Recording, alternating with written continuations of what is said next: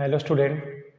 तो आज के सीरीज़ में जो दूसरा प्रोग्राम है, जो दूसरा टॉपिक है, वो एक एरे मुझे गिवन है और उस एरे में जो सबसे लार्जेस्ट नंबर, उस नंबर को मुझे क्या करना है, फाइंड करना है। तो सबसे पहला जो चैनल है आरजे इन्फिनिटी लूप, उसको सबसे पहले सब्सक्राइब करें और अगर वीडियो अच्छा लगे तो अपने दोस्तों को शेयर कीजिए और कमेंट ज़रूर करें। तो आज का जो टॉपिक है वो सी प्रोग्रामिंग का है और जो टॉपिक है वो largest number in an array.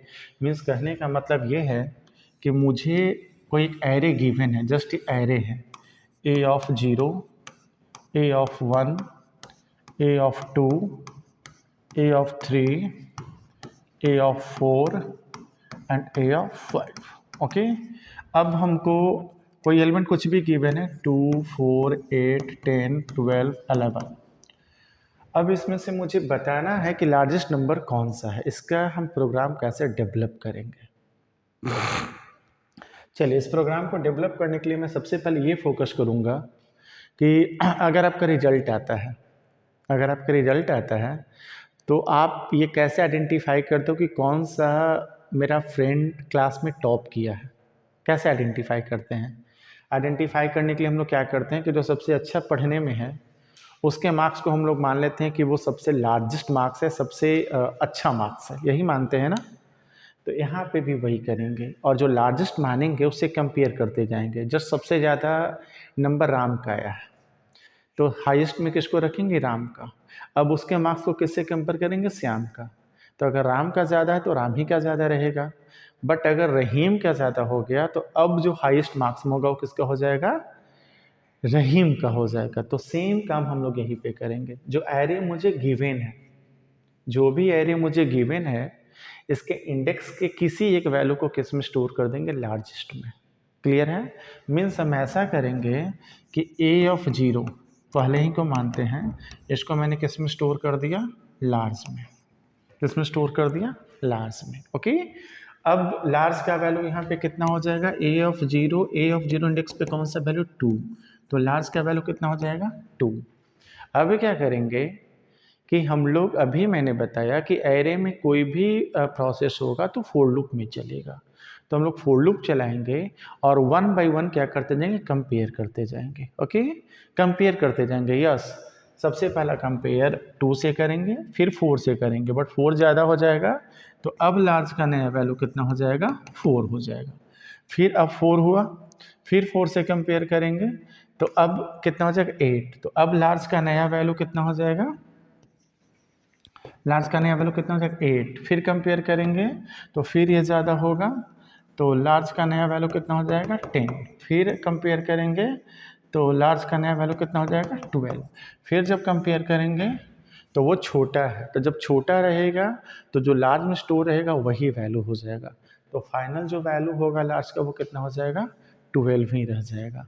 तो इस तरीके से हम लोग क्या करेंगे? लॉजिक को डेवलप करेंगे। ओके, तो हम वो प्रोग्राम को लिखते हैं, फिर हम क्या करेंगे? एक बार एनालाइज करेंगे तो आपका लॉजिक पूरी तरीके से डेवलप हो जाएगा। चलिए देखते हैं। ये तो मैंने नॉर्मल बताया, बट अब हम लोग इसको प्रोग्राम के फॉर्म में करते हैं। चलिए देखिएगा, सबसे पहला आपका हेडर फाइल इंक्लूड stereo.h हम लोग ले लेंगे इंट मेन फंक्शन। उसके बाद यहाँ पे मैंने लिया डेटा टाइप क्या? इंटीजर। उसके बाद हम लोग ले लेंगे लूप चलाने के लिए in, एक एरे ले लिया, एरे ऑफ 10। एक एरे लिया a नाम का, जिसका साइज मैंने कितना दे दिया? 10। इसको थोड़ा सा सही से लिखते हैं तो कुछ इस तरीके से हो जाएगा। मैंने a ले लिया एरे का नाम और इसका साइज मैंने कितना दे दिया? 10। और मैंने क्या मान लिया? लार्ज। ओके, यहाँ तो कोई प्रॉब्लम? यस। चलिए, अब सबसे पहला प्रिंटफ, वही सबसे पहले एरे का साइज कितना होगा तो यहाँ से दे देंगे size of an arrays scanf %d address of n। Okay, फिर हम लोग यहाँ से printf, अब हम लोग एरे में एलिमेंट को स्टोर करेंगे /n enter elements in an array. फिर यहाँ से फॉर लूप चला देंगे, i का value 0, i less than equal to n और i प्लस प्लस। ओके, यहाँ से हो जाएगा scanf %d address of a of i। यहाँ पे सेम जो अभी मैंने बताया उसी तरीके से यहाँ तक क्या हुआ, एरे एलिमेंट को हम लोग स्टोर कर देंगे। डन है। जस्ट मैं एक एग्जांपल या एनालाइज करके बता दे रहा हूँ। सबसे पहले एक एरे लिया, एरे का साइज 10 है, तो a of 0, a of 1, a of 2, a of 3, a of 4। Okay, यहाँ पे मैंने n का वैल्यू मैंने कितना ले लिया है, 4 ले लिया। ओके, तो यहाँ पे 0 से आपका डेटा इंसर्ट होना स्टार्ट होगा, एलिमेंट इंसर्ट होना स्टार्ट होगा।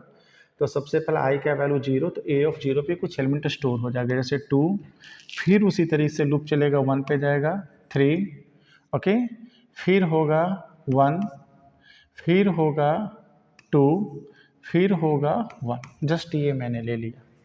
ओके, ये मैंने क्या किया, एरे में एलिमेंट को क्या कर दिया, स्टोर कर दिया। ठीक है,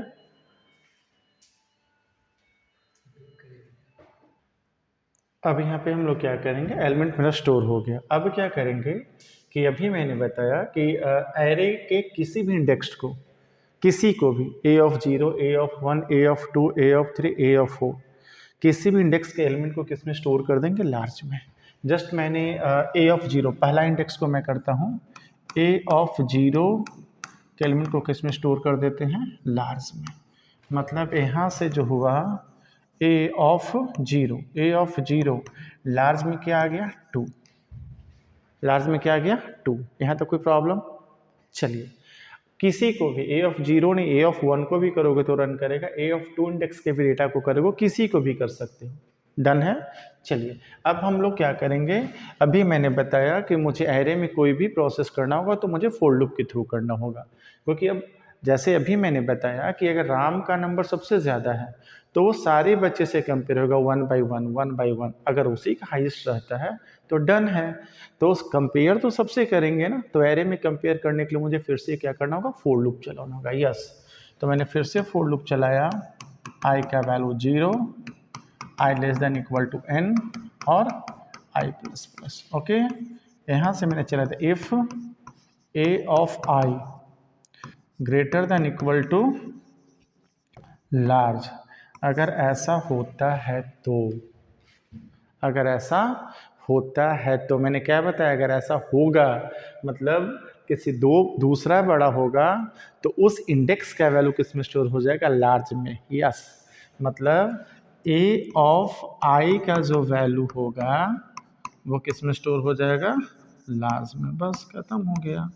और उसके बाद printf largest number equal to %d /n किस में स्टोर कर रहे थे, लार्ज में। बस हो गया। यहाँ पे क्या करेंगे, रिटर्न 0 एंड प्रोग्राम से बाहर। चलिए देखिएगा, मैं एनालाइज कर देता हूँ, यहाँ तक तो क्लियर है। वहाँ से देखिएगा, सबसे पहला a ऑफ 0 में जो a ऑफ 0 इंडेक्स पे जो वैल्यू उसको कहाँ स्टोर करना है, लार्ज में। a ऑफ 0 पे कौन सा था, 2 को मैंने कहाँ कर दिया, लार्ज में। मैं फिर से बोल रहा हूँ, किसी भी इंडेक्स के वैल्यू को मैंने a ऑफ 0 के वैल्यू को किया था। डन है। चलिए, सबसे पहला फर्स्ट में i का वैल्यू क्या रहेगा, 0। ओके, और n का वैल्यू मैंने कितना लिया, 4। n का वैल्यू कितना लिया, 4।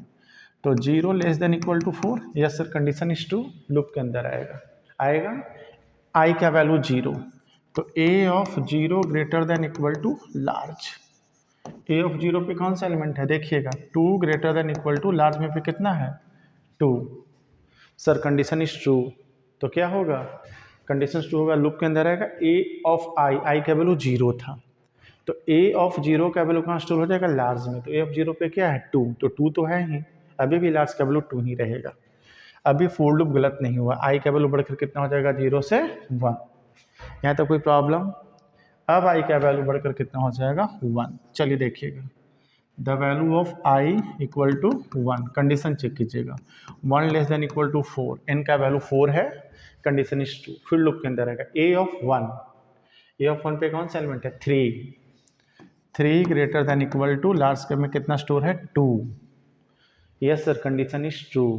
चलिए देखिएगा, मैंने बताया कि अगर वैल्यू बड़ा होगा तो जो नए इंडेक्स पे वैल्यू रहेगा वो लार्ज में स्टोर हो जाएगा। Condition is true, 3 is greater than equal to 2, yes 3 is greater than 2, condition is true. तो बोलेगा ए ऑफ आई, आई का वैल्यू कितना है 1, किस में स्टोर कर दो लार्ज में। ए ऑफ 1 पे कौन सा एलिमेंट है 3, तो अब जो लार्ज का वैल्यू होगा वो 2 हटकर कितना हो जाएगा 3। ओके, फिर ऊपर में जाएगा, अब आई का वैल्यू यहाँ से कितना हो जाएगा, आई का वैल्यू 2 हो जाएगा, आई का वैल्यू कितना हो जाएगा 2। तो 2 less than equal to 4, yes sir condition is true. Loop के अंदर आएगा ए ऑफ 2 पे कौन सा एलिमेंट है 1, क्या है 1, तो 1 greater than equal to large का वैल्यू कितना है 3, no sir condition is false, है ना फॉल्स। फिर ऊपर जाएगा, आई का वैल्यू बढ़कर कितना हो जाएगा 2 से 1 बढ़ेगा 3 पे आएगा, 3 less than equal to 4, yes sir condition is true. But loop के अंदर आएगा ए ऑफ 3 पे कौन सा एलिमेंट है 2 greater than equal to large में भी कितना है 3, सर कंडीशन इज फॉल्स। फिर आई का वैल्यू बढ़कर कितना होगा 4 less than equal to 4, yes sir condition is true. A of 4 क्या है 1 greater than equal to 4, sir condition is false. जब ये फॉल्स होगा तो इसके अंदर तो आ ही नहीं आ रहा, तो लार्ज का वैल्यू चेंज नहीं होगा। फिर ऊपर जाएगा, अब आइए आई का वैल्यू बढ़कर 5 less than equal to 4, condition false. जैसे ही फोर लूप का कंडीशन फॉल्स होगा इस लूप से बाहर आएगा, इस लूप से बाहर आकर largest number equal to %d मतलब इंटीजर। जो लार्जेस्ट नंबर होगा वो कैसा होगा इंटीजर, क्योंकि सारा का सारा डेटा टाइप मैंने क्या लिया था इंटीजर। किसको प्रिंट करेगा लार्ज को, लार्ज में कौन सा एलिमेंट था 3, मतलब लार्ज नंबर इक्वल टू क्या हो जाएगा 3। तो इस तरीके से हम लोग क्या करेंगे, एरे में कभी भी लार्जेस्ट नंबर को फाइंड कर सकते हैं, और ये आपके यूनिवर्सिटी पर्पस से काफ़ी इम्पॉर्टेंट है। हमेशा यूनिवर्सिटी क्वेश्चंस में आता है और आपके इंटरव्यू में लॉजिक को पूछा जाता है, जो काफ़ी सिंपल है। ओके, मतलब एरे का कोई भी प्रोग्राम होगा, आपको एरे में कंपेयर करना है, कुछ भी करना है, तो सिंपल सा फॉर लूप आपको चलाना ही, इतना तो हर प्रोग्राम में आपको बनाना है। ये वाला जो पार्ट मैंने लिखा वो हर प्रोग्राम में लिखना है, चाहे एरे का कोई भी प्रोग्राम हो, क्योंकि एरे में जब तक एलिमेंट स्टोर नहीं होगा तब तक हम लोग कोई प्रोसेस नहीं कर सकते। एलिमेंट में स्टोर करने के लिए इतना आपको लिखना पड़ेगा। तो इस तरीके से हम लोग क्या करेंगे, लॉजिक को डेवलप कीजिए और प्रोग्राम को प्रैक्टिस कीजिए और एनालाइज कीजिए। जब तक आप लॉजिक डेवलप करके प्रोग्राम का प्रैक्टिस और जब तक आप एनालाइज नहीं करोगे तब तक प्रोग्राम आपसे नहीं बनेगा। तो इस तरीके से हम लोग लार्जेस्ट नंबर को हम लोग फाइंड करेंगे, और ये हम लोग डेवलप करेंगे कैसे लार्जेस्ट नंबर को निकालेंगे, और आप इसको प्रोग्राम को कीजिएगा। और अगर वीडियो आपको सही लगे या आपको कहीं कोई डाउट लगे तो आप कमेंट ज़रूर कीजिएगा, और अगर वीडियो सही लगे तो चैनल को सब्सक्राइब कीजिएगा और अपने फ्रेंड को शेयर कीजिएगा। Thank you.